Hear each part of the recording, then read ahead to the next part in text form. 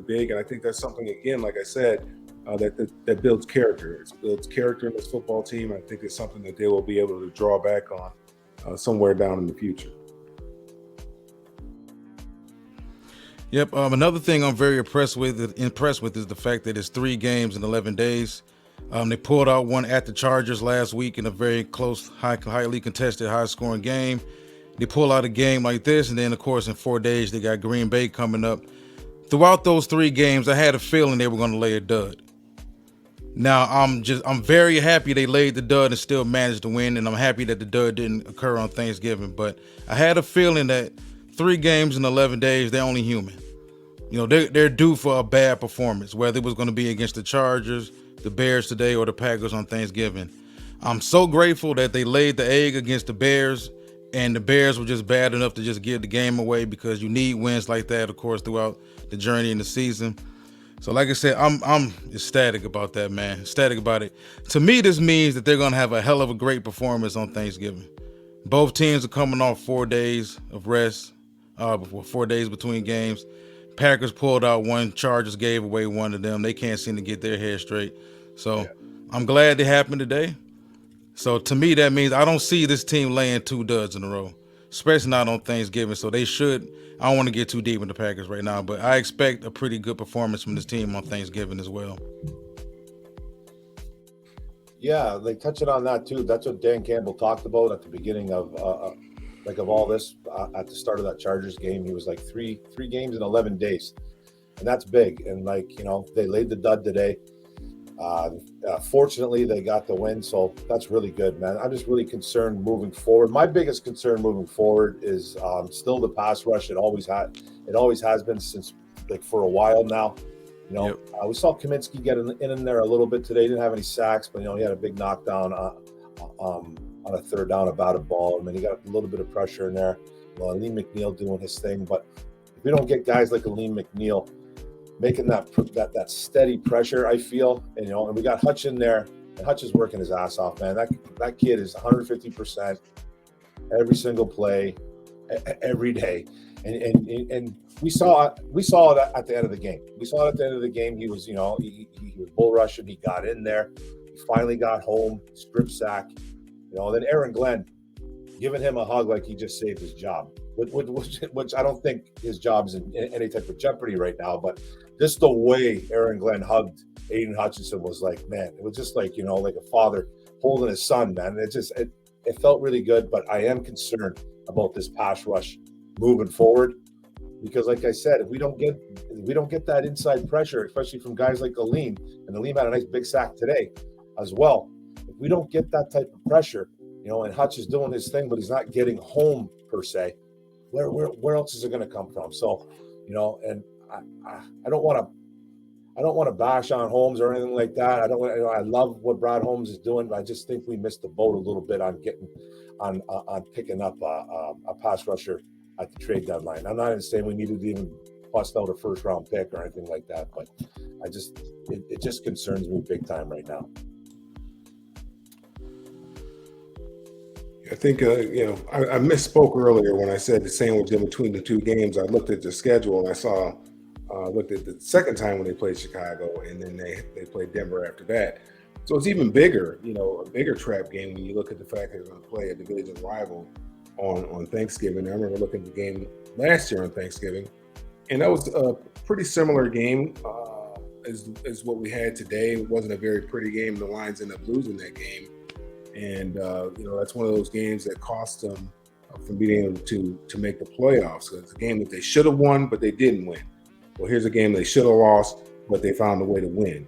So that's huge. Like I said, that builds character. As far as the defense is concerned, they definitely need to be able to get home with 4. They got to figure out a way to get there, because anytime, especially when you play against the better quarterbacks in the league, they can take advantage of you when you decide to bring extra rushers in. Aiden, I've watched him a lot this year, and he's not a someone that offenses fear. He's not like a Fredrickson with Cincinnati. He's not like the guy over there with the Raiders. It's not somebody that you fear because he has a lot of false steps. He doesn't have enough tricks in his repertoire right now as far as being able to get home, and he takes too many false steps. In other words, where guys might get there in 4 or 5 steps, he might be taking 6 or 7 steps, and that's that extra step is the reason why he's late getting to the quarterback. He's got to really work on. You look at the Bosa's, like I said, the Fredericksons. I can't think of the guy's name over there with the Raiders, man. He's just an outstanding guy. Myles Garrett, Max Crosby. Crosby. I mean, those guys, man. Yeah, he's got a motor like Crosby, but he just doesn't have. He takes that extra step. Once he really learns that position and really works on that position, because of his work ethic and because of his relentless pursuit of the quarterback, he'll be a good pass rusher. But he's got to really work on his game, work on his strength, and work on his bag of tricks. He's got to get some more tricks in the trick bag, man. You can't be a one-trick pony. You just can't try to bull rush everybody. Those guys are big on the other side. They get a paycheck too on Monday. They got a family. They're not trying to be embarrassed on national television either.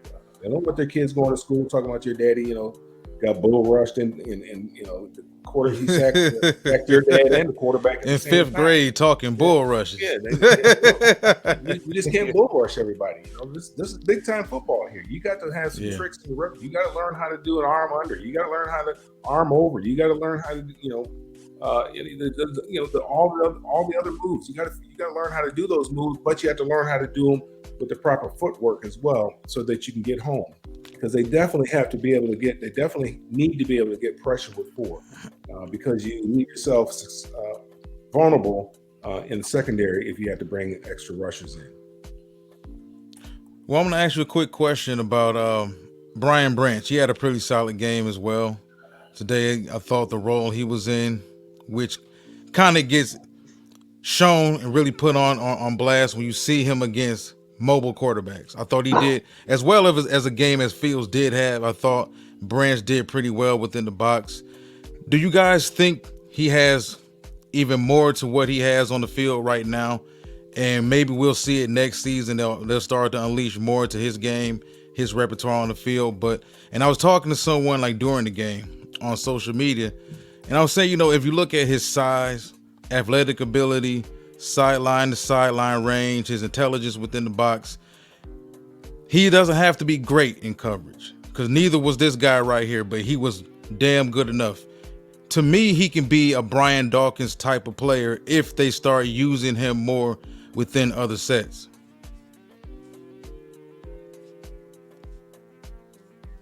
Oh yeah, with Brian Branch, I thought he had a pretty decent game. Obviously, those 2 illegal contacts, you give up 2 first downs, that's not good. But when you talk about Brian Branch, I think that he hasn't reached his full potential of what he could potentially be. I think when you look at Brian Branch, there's 2 things you got to look at. You got to look at that he has the raw athletic ability, and that he is a smart player. I think if you're a smart player and you got that athletic ability, you're going to be fine for your career. Now, I think that he's going to make some strides in the second half of the season, but I think the best Brian Branch is going to come in year 2 and year 3.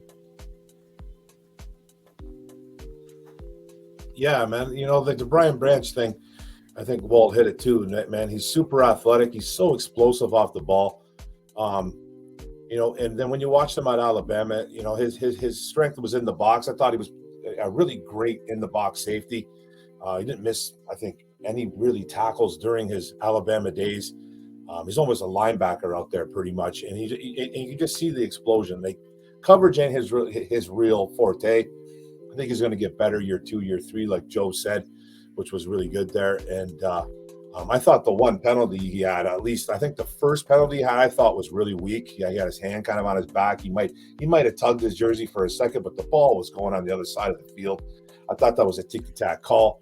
But Brian Branch, he made a couple big plays. He explodes into the backfield. He made that big stop. I don't remember who it was on. It was on either Khalil Herbert or Rashawn Johnson. I forget who it was. But you can just see the explosion. You can see that he's going to be a good player. And I think of Brian Dawkins is a really good comp right there by Walt. So, Walt Dawkins wasn't the greatest cover safety, but he brought it. He brought it every day. Yep. He was Weapon X.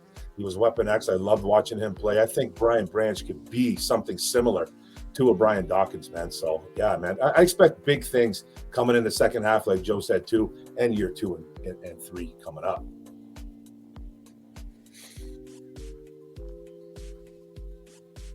Yeah, I think you have to be pretty excited about what you've seen with him. He comes from a good pedigree. He comes from Alabama. We know Nick Saban likes to play defense, and particularly, he likes to coach defensive backs hard because he was a defensive back. So you have to be pretty excited about this kid. I don't know if he's 100% healthy right now. Really, nobody is at this particular point in the season. But you can feel good. Kind of like Benny Blades. Although not as big as Benny. Benny was much bigger, but you need a guy back there who's an enforcer that guys know is going to be there. That's not afraid to put his head in there and mix it up a little bit. And I think that's the type of player that he is. Plus, he's playing with a little chip on his shoulder. The Lions got a first-round talent. They got him in the second round, and he's a little upset about that. I'm pretty sure, not going in the first round. So, I think the best days for him are still to come because he's still young. The NFL is a tough game. It's different than the college game. Even though SEC plays big-time football, it's still different than playing in the SEC. And I think there's great days ahead for the Lions and Brian Branch.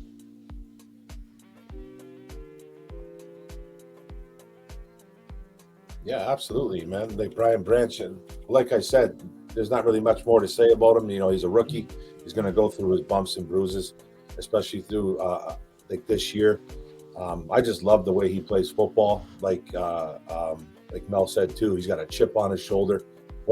What kind of football player don't you want if he doesn't have a chip on his shoulder? So, that's a good thing for the Detroit Lions to have.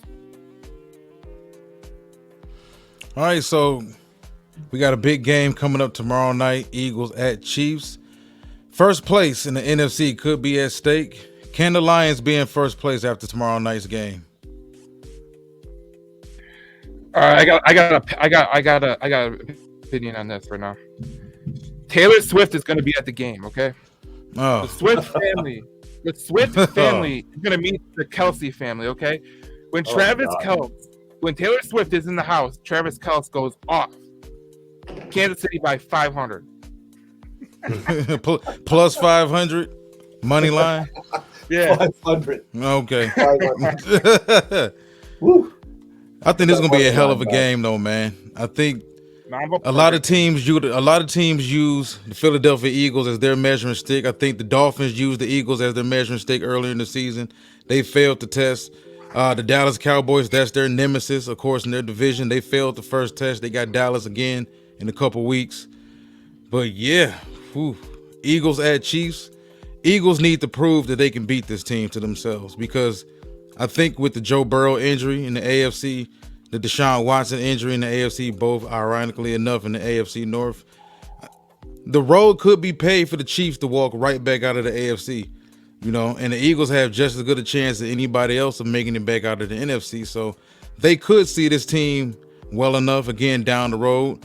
So they need to beat them. I think it's very important for Philly to beat them. They know they need to beat this team, and I see Philly winning a very close game.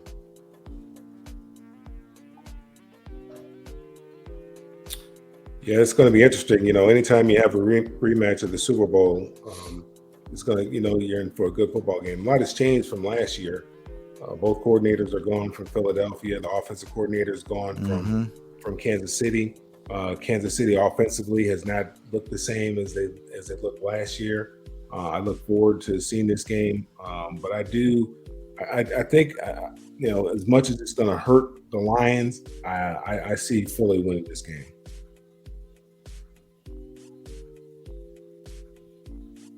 Yeah, I kind of have the Philadelphia Eagles win this football game too.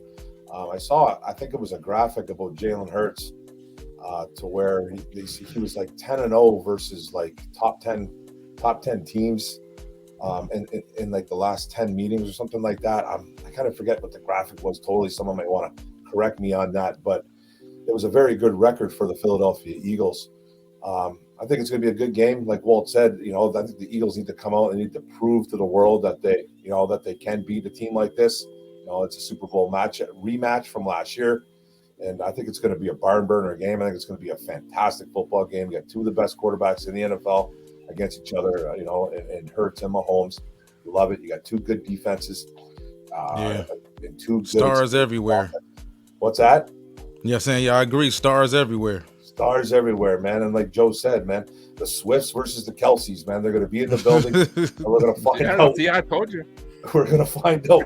We're going to find out if Kelsey goes off, if it's the real deal. Getting pretty sick and tired of oh, my God. So I'm on the Kansas City train. The rest of you guys are on the Philly train. I see how it is. Well, if you follow my betting logic, I've had some pretty rough losses, so you guys might be in a good spot. So. So this is an awesome show. We're going to cut it short here tonight. I'm so stressed. I've bitten my nails right to the nubs here because I thought those fucking Chicago Bears were going to beat us. They dominated us for 56 minutes, and Matt Eberflus just shit the bed really realistically. We're going to end this. Let's go around the round table here. Let's go with the predictions for the Green Bay Packers and our Detroit Lions for Thanksgiving. And what are you guys going to do for Thanksgiving? I'd really like to know. Thank you for coming on the show. I'm a big fan of your dad, and I'm a big fan of you. Kind of, I don't know. Walt's the guy, right? So he scouts everybody. Do you have any kids coming up through? Or grandkids that are going to be big time players in the league, because this is what Walt does, right? And this is what Joe does too. No kids. I mean, well, my son, I have 4 girls and 1 boy. My son played football at Brown, but he's 33 now. My grandkids, they're not gonna play football. I love them. I love them. Yeah, you know when you have a whole bunch of girls, what's the old saying, right? You don't go deep enough, or I haven't heard that one. Oh, come on! Never had any complaints there, bro. Bro. Oh. We've gone off the rails, man. Yeah, I thought this was a PG show. I know. Okay. So, what's your predictions for the Green Bay Packers and the Detroit Lions for Thanksgiving, and who's all going to the game? Walt, start it off, or let's go Joe here. Start it off. I said it on my video that I just made before I came in here. I think with the Lions having their worst game of the season, because it was literally their worst game of the season, you can't even say it wasn't. I mean, 3 interceptions from Jared Goff, one of his worst games. Coming into Chicago, he didn't have an interception against them throughout his career. So 3 interceptions is crazy. But I see this team getting back on track. Usually when they have a bad game, the next game they have like this out of world experience. So I expect them to just lay it on the Packers. They're gonna bite the crap out of the kneecaps, and that's what they're gonna do. I would say 35-14. That's my opinion. I won't give you a score, but the Lions are going to win. You know, typically for us, that's been like our Super Bowl. It didn't matter what the season looked like. When they played on Thanksgiving, you knew you're going to get everything they had. You're like, man, where's this been all season? And I think that trap game came at the right time. That's something that Coach Campbell can use as motivation. Even though coming in with Green Bay, they're not a very good football team, but that is that's an arch nemesis. That's a division rival. That's a game that you want to win. We went up there last year, last game of the season, with Aaron Rodgers there in conditions that favored Green Bay and ruined Green Bay's season. They'd love nothing more than to come in here to our home and ruin the Detroit season. Although it probably wouldn't keep them from going to the playoffs, but that is going to be a blemish on their record, and that's something a feather that they can put in their cap. So I'm definitely picking the Lions to win this week. Yeah, man, this will be, we'll be playing these guys. We'll be going for the 5th straight victory against the Packers. We've already got them 4 straight.